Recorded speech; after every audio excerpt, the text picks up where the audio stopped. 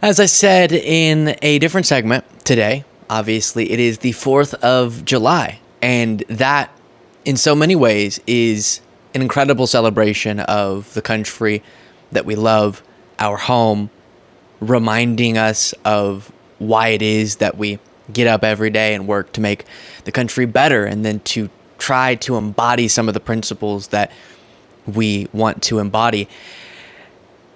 And so there was that exciting feeling when I woke up today. I also woke up feeling sad about this current political moment we're in, where it feels like so many of those incredible American principles are being abandoned, especially by the MAGA movement. And so I want to focus on that through the lens of two ads, actually, that were put out by the Biden campaign on the 4th of July that make this point, which is essentially Trump has now brought such a large portion of the country into a territory that just no longer resembles a common dedication to America. When I say that, it's not to be cheesy.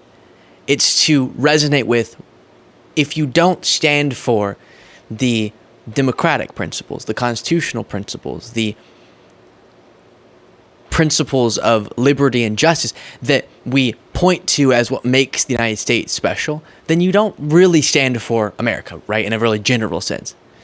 And one phrase I've heard that really embodies that is, it's not patriotic to only love America when you win, right? And that's what we're seeing from Trump. He says that this is just a terrible country now, but if he wins, then maybe it could be great again. And also, he's not necessarily going to accept a key tenet of a democracy, the peaceful transfer of power. So that gets pointed out here, and other things. Here we go. Nearly 250 years ago, America was founded in defiance of a king, under the belief that no one is above the law, not even the president. Until now. The same Trump Supreme Court that overturned Roe v. Wade ruled that the president can ignore the law, even to commit a crime, because Donald Trump asked them to. He's already led an insurrection and threatened to be a dictator on day one. Donald Trump can never hold this office again. I'm Joe Biden, and I approve this message. So that's the first one. And again, today's a celebration, and I do think, while some downplay the importance of this, I actually am huge on these types of pauses. Pausing to acknowledge what it is that we're fighting for, right? Not literally, politically. What it is that we love. What it is that defines our home, our shared home. And that I actually really do value. And so that's exciting. And I'm getting ready to go. Fireworks, America, right? I love that stuff.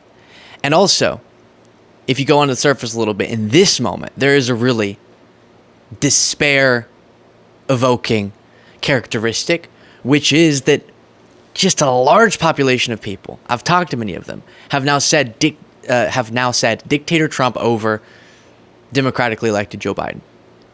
And then the Supreme Court ruling something that just seems to fly in the face of some fundamental no one above the law type principles that we've stood for. And the MAGA movement rallying around the idea that, yeah, a president should be above the law. What? I wish we had more of a common understanding of what it was that we love about the principles that we never fully embody, but we want to try every day to fully live up to.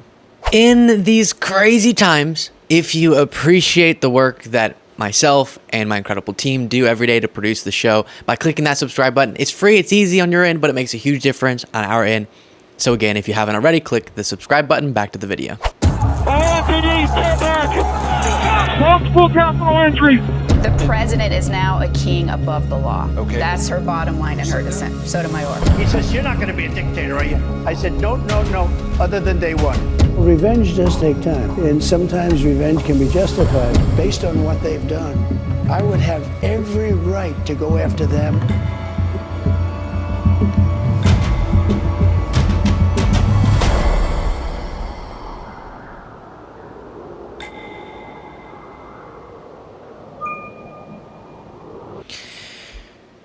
So I say again, not to get back into this whole thing, I have a really disturbing video now next for you.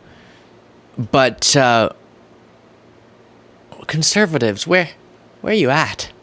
Where'd you go? I thought y'all were about small, limited government. Now you want a president? You want to, as you're going to hear this next guy advocate on behalf of, you want to expand and enhance the power of the presidency such that legal accountability is nearly impossible. And we'll see how it progresses when there's more of a definition after it is once again appealed back up to the Supreme Court. But I don't get it. And I want to try, other than just sort of screaming at you that you're crazy. I want to try to see, is there anything that this is coming from that's reasonable? But it seems like it's not. So it's almost scream time. Kevin Roberts is the president of the Heritage Foundation. And the Heritage Foundation is one of the groups that has crafted Project 2025, which you've been hearing a lot about. And here, he explains some things with his ideology and then gets to saying something extremely dangerous, a public threat. Well, Professor, and I'm playing this because it very much connects to this violation of American principles I'm talking about.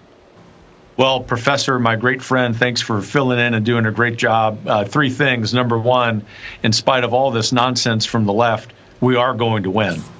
We're in the process of taking this country back. No one in the audience should be despairing. No one should be discouraged. We ought to be really encouraged by what happened yesterday. And in spite of all of the injustice, which, of course, friends and audience of this show, of our friend Steve know, we are going to prevail. Number two, to the point of the clips and of course, your preview of the fact that I am an early American historian and love the Constitution, that Supreme Court and that's why I support the guy who called for the termination of the Constitution. Ruling yesterday on immunity is vital. And it's vital for a lot of reasons, but I would go to Federalist number 70 if people in the audience are looking for something to read over Independence Day weekend, in addition to rereading the Declaration of Independence. Read Hamilton's number 70, because there, along with some other essays, he talks about the importance of a vigorous executive. You know, former congressman. All right, and then let me say, sorry, I know we're taking a while to get to the part that's notable here, but wasn't the criticism of Hamilton by these people for so long that he was too big government libby? And now he's the one they're citing as to why we need such an aggressive executive? The importance of Congress doing its job, but we also know the importance of the executive being able to do his job. And can you imagine, Dave Bratt, any president, put politics off to the side, any president having to second guess, triple guess every decision they're making in their official capacity? You couldn't have the republic that you just described. But number three, let me speak about the radical left. You and I have both been parts of faculties and faculty senates and understand that the left has taken over our institutions. The reason that they are apoplectic right now, the reason that so many anchors on MSNBC, for example, are losing their minds daily, is because our side is winning. And so I come full circle in this response and just want to encourage you with some substance that we are in the process of the Second American Revolution, which will remain bloodless if the left allows it to be. Think about how sick that is. Again, I make an effort, as I think you're seeing play out in this segment, to not jump to, you're just deranged, so shut up. But he says we're in the process of the Second American Revolution, which will remain bloodless if the left allows it to be. The most don't make me punch you sort of statement I've heard in a very long time. And this is the guy crafting the plan for how they'll hit the ground running if Trump does win.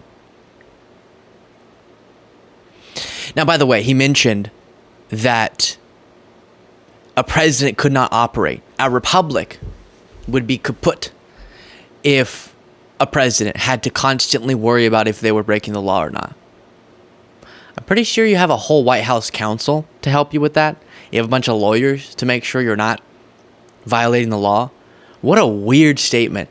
Wouldn't it be crazy if the president had to follow the law or our republic would follow bar? No, I think that's how we keep our republic intact. I agree, every tiny little thing. It would be strange if just a slight violation of law, you got the whole force of every prosecutor that possibly could coming at you. But I think the type of constant second guessing that he's referring to is good. you want a president to second guess, am I abiding by the Constitution and the laws of our land? Am I doing what every other American has to do, which is following the law? Especially when we're talking about, which is what this is being applied to, things wildly outside of what the president is supposed to be doing. And instead, the president trying to use their power and authority to prevent what the Constitution does demand, which is this transition of power.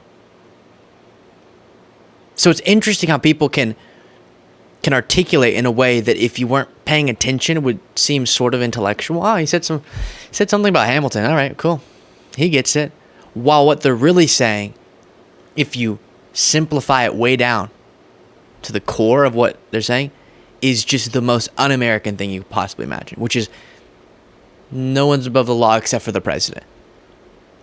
Which is, as Justice Sotomayor said, trying to make the president into a king. And I thought that's what today was about, celebrating getting away from. Isn't it?